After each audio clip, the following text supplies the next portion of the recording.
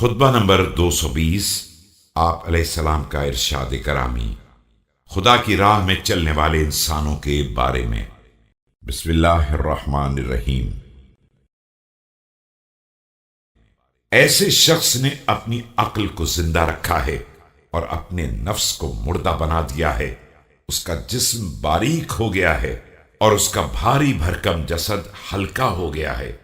उसके ये बेहतरीन ज़ौपाश नूर हिदायत चमक उठा है और उसने रास्ते को वाज़े करके उसी पर चला दिया है। He, the believer, kept his mind alive and killed the desires of his heart till his body became thin, his bulk turned light, and an effulgence of extreme brightness shone for him. It lighted the way for him and took him on their right path.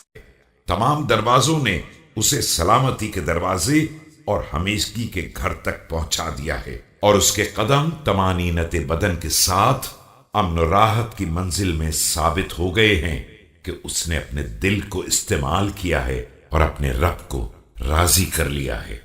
Different doors led him to the door of safety and the place of his permanent stay. His feet, balancing his body, became fixed in the position of safety and comfort, because he kept his heart in good acts, and pleased his Allah.